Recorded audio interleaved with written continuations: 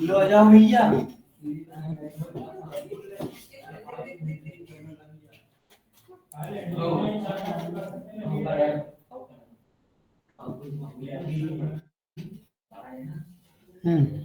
चल रहा है, दिख रहा सबको और आप लोगों ने देखा ना। हाँ, इधर लाइट ऑन करके रखो। दिख रहा नहीं, थोड़ा सा देखो, इधर से करो, आपको मैं नहीं आ रहा। ठीक है, बहुत अच्छा हो जाएगा। देखो, जावास्क्रिप्ट की डेफिनेशन ये तो क्लाइंट साइड ही से, पर जावास्क्रिप्ट अभी की डेट में सर्वर साइड भी काम करता है। तो ये डेफिनेशंस भी है, JavaScript client side as well as server side. Server side एक ही है हमारा, नोड.जेएस, क्या है हमारा, नोड.जेएस। ठीक है, डेफिनेशंस भी आप जावास्क्रिप्ट के अंदर अब बात आती है कि यार जावास्क्रिप्ट में और क्या करना है। देखो, जावास्क्रिप्ट बेसिकली जो है प्रोग्रामिंग हमारी, JavaScript is a single threaded programming language. क्या बोलते हैं इसको, सिंगल थ्रेडेड प्रोग्रामिंग लैंग्वेज। अब ये पूछते हैं कि सिंगल थ्रेडेड क्या होता है, जावास्क्रिप्ट को हम सिंगल थ्रेडेड प्रोग्रामिंग लैंग्वेज क्यों बोलते हैं। जावास्क्रिप्ट शुरू से अभी तक सिंगल थ्रेडेड ही है, बट इसको मल्टी थ्रेडेड बना सकते हैं। क्या कर सकते हैं, मल्टी थ्रेड। देखो, सिंगल थ्रेड का मीनिंग समझाता हूँ, है ना। जैसे कि सपोज हमारे पास एक ये क्लाइंट मशीन है। देखो, हमारे पास दो मशीन है, एक क्लाइंट है और दूसरा हमारे पास क्या है, सर्वर है।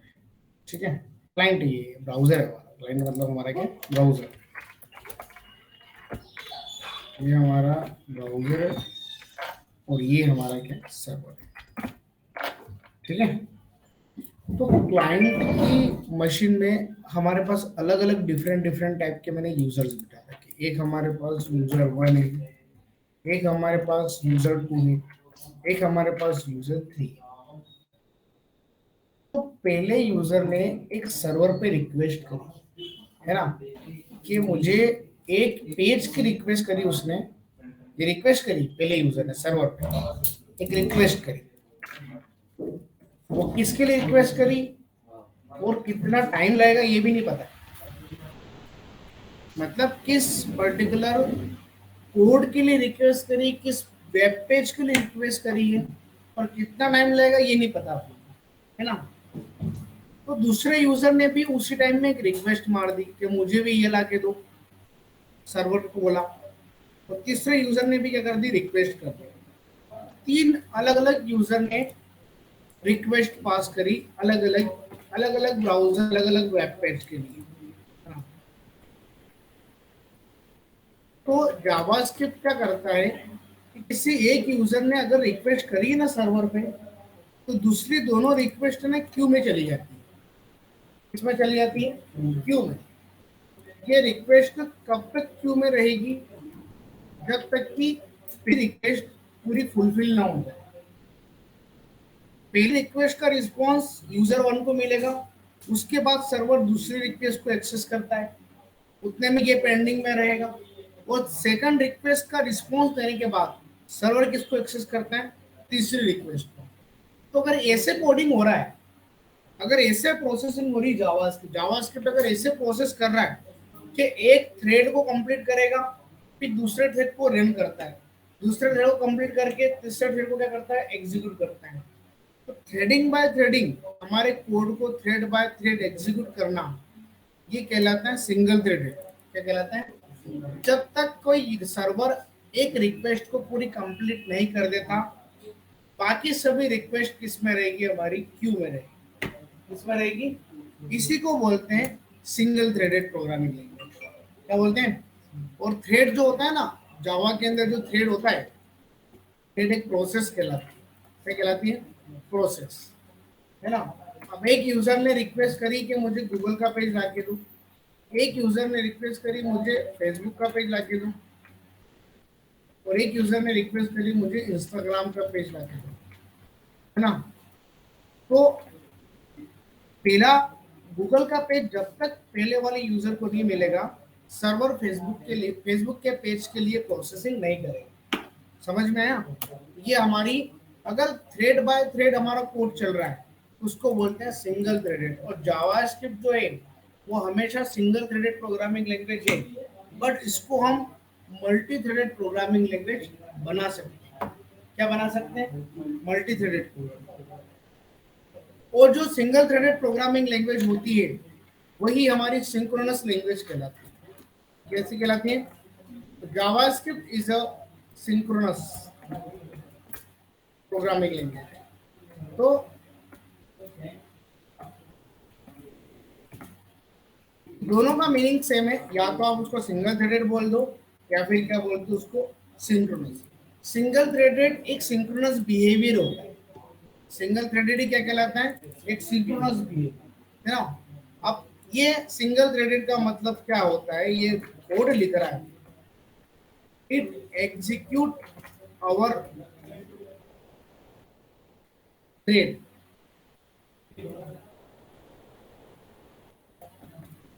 स्टेप बाय स्टेप, ये कहलाता है सिंगल थ्रेडेड।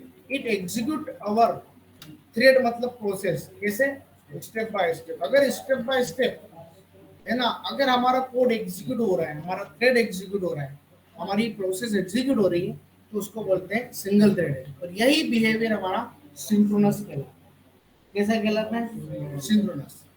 तो जावास्क्रिप्ट सिंक्रोनस है और उसको हम असिंक्रोनस बना सकते हैं। जावास्क्रिप्ट सिंगल थ्रेडेड है बट हम इसको मल्टी थ्रेडेड बना सकते हैं। जावास्क्रिप्ट ब्लॉगिंग सिस्टम है और हम इसको नॉन ब्लॉगिंग सिस्टम बना सकते हैं, है ना। समझ में आया? तो अगर आप डेफिनेशन बता रहे हो तो इसका आपको मीनिंग भी पता होना चाहिए।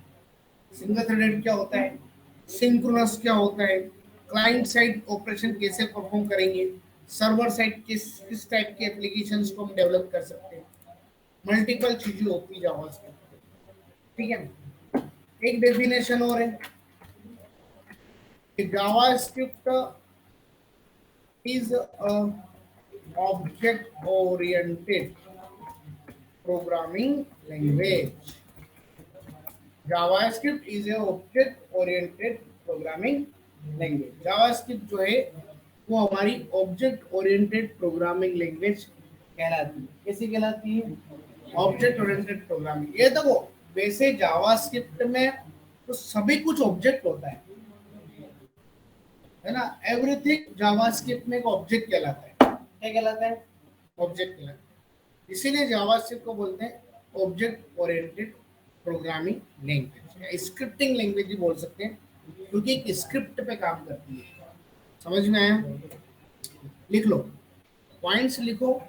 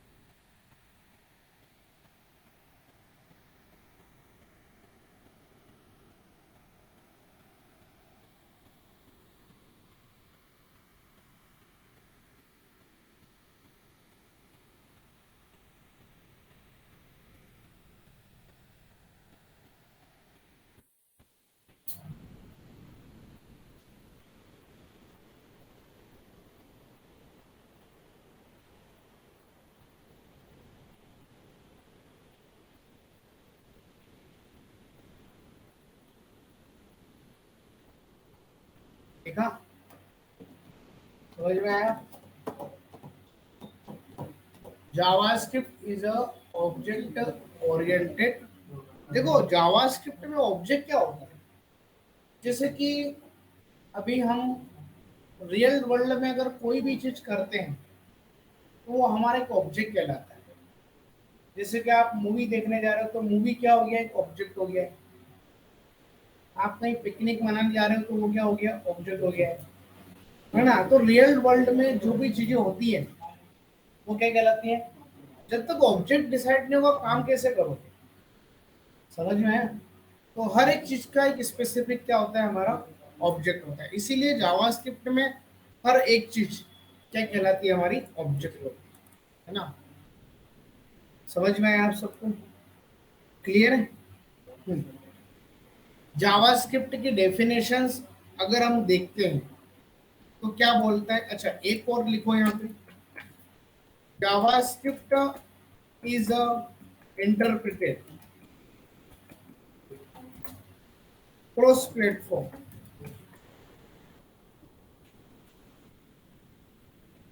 Programming language.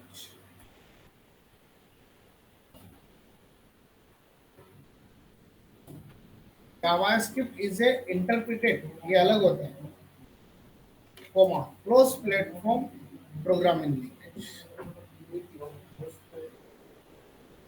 बता, JavaScript is a interpreted cross platform programming language. मैं अभी भी बता रहा हूँ, जितना हो सके उतना पॉसिबल रहो कि ऑफलाइन रहो। बहुत ज्यादा मजबूरी है तो कोई बात नहीं। क्या होता है कि हाँ तुम्हारे जैसे हाँ डबल पढ़ना पड़ेगा। इसलिए क्या होता है कि पढ़ो, अच्छा प्लेटफॉर्म अच्छा ऑनलाइन मैं मना नहीं करता हूँ, कर सको तो करो, पर अगर पॉसिबल हो ऑफलाइन करने वाले करते ही हैं, सबने कोविड में किया ही। बट ये लैंग्वेज उस लेवल की नहीं है यार कि अपन उसको मतलब ऑनलाइन कर सके, इसलिए अभी बेस नहीं है आपका उतना अच्छा। समझ में आ गया आपको, क्लियर है। यहाँ तक कोई डाउट तो नहीं है तुमको किसी को, ओके फाइन। तो इंटरप्रेटेड मतलब क्या होता है, जैसे कि आपके पास एक से लेके 10 लाइन का कोड है और किसी पर्टिकुलर लाइन में अगर एरर आती है तो प्रोग्राम का एग्जीक्यूशन वहीं पर होल्ड हो जाता है। वो कब तक आगे नहीं बढ़ता है, जब तक कि आप उस एरर को पूरा सॉल्व ना करो। तो इंटरप्रेटेड मतलब होता है लाइन बाय लाइन हमारे कोड को इंटरप्रेट कर, it execute our code line by line. ये भी एक तरीके से सिंक्रोनस का ही पार्ट हो गया है ना। तो interpreter interpreter it execute our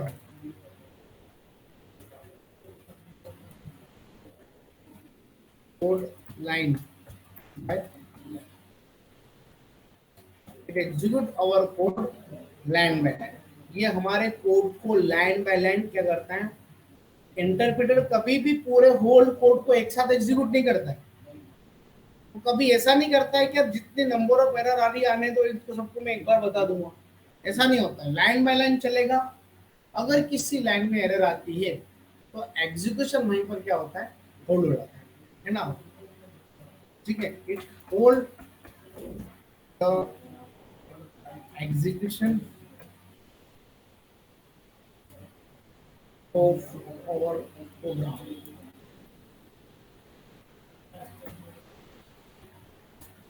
It holds the execution of our program when error is rise. जब एरर राइज होती है तो उस केस में हमारे प्रोग्राम का एग्जीक्यूशन क्या होता है, होल्ड हो जाता है। एग्जीक्यूशन आगे नहीं बढ़ता।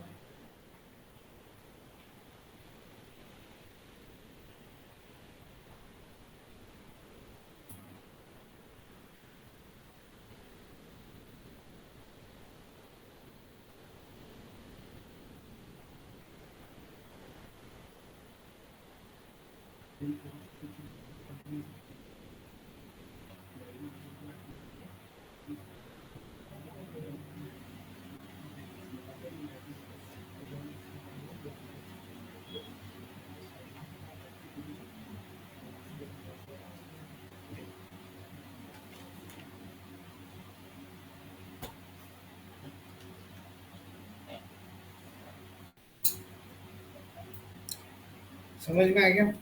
और क्रॉस प्लेटफॉर्म मतलब ये होता है कि जावास्क्रिप्ट को हम किसी भी पर्टिकुलर प्लेटफॉर्म पे डायरेक्टली रन कर सकते हैं। अगर कोई प्लेटफॉर्म हमारा विंडोज है तो जरूरी नहीं कि वो प्रोग्राम विंडोज पे चले।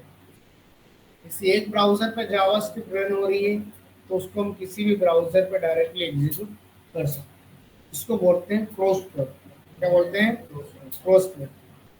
समझ में आया? पॉइंट समझ में आया? अच्छा, 6-7 दिन के अंदर जितना पढ़ते हैं उसका एक रिवीजन आपको मुझे देना पड़ेगा एज ए टेस्ट के तौर पर, है ना? वो भी मॉकअप बोलना आना चाहिए। समझ में आया? और उसमें कोई भी ऑनलाइन नहीं रहे। मॉकअप टेस्ट है तो कैसा रहना? ऑफलाइन, है ना? समझ में आया? तो देखो, अभी कल सबको आने दो। फिर देखो, अगर आपको थोड़ा सा आगे पढ़ना है तो आप, मैं तो पढ़ूंगा, आप वो एक तरह से फीचर्स पढ़ के आओ।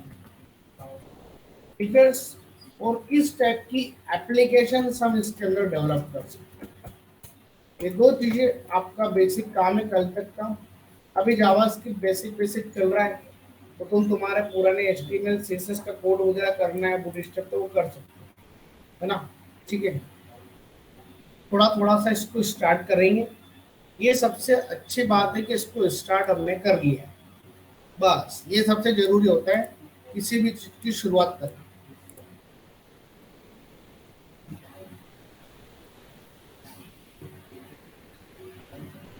ठीक है? समझ में आएगा, है ना? ये दो चीज आपको पढ़ के आना है। कल इसके बारे में अपन समझेंगे और उसके बाद अपन प्रोग्रामिंग करना है इसके अंदर स्टार्ट। धीरे धीरे करेंगे, कोई जल्दी नहीं है। ठीक है, इतने पुराने जो काम है वो पढ़ो, इनके बारे में समझो। और नेट पे देखो सिंगल थ्रेडेड में और क्या होगा, सिंक्रोनस प्रोग्रामिंग लैंग्वेज क्या होती है इसके बारे में पढ़ो। ये डायग्राम का फोटो लिया आपने? फोटो लो इसका, फोटो लो, कॉपी में बनाओ भी सही।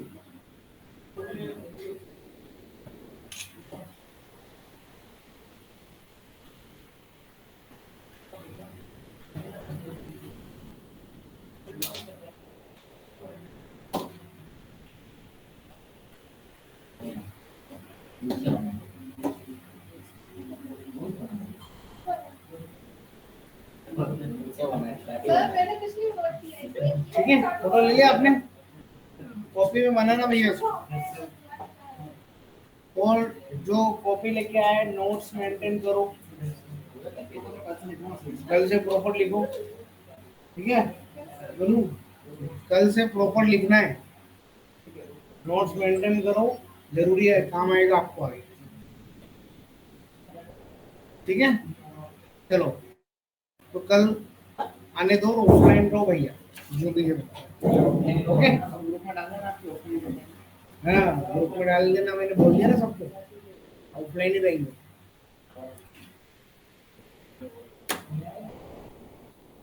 ठीक है, कल करेंगे अपन, है ना? ठीक है, ये पढ़ के आना इतने थोड़ा सा।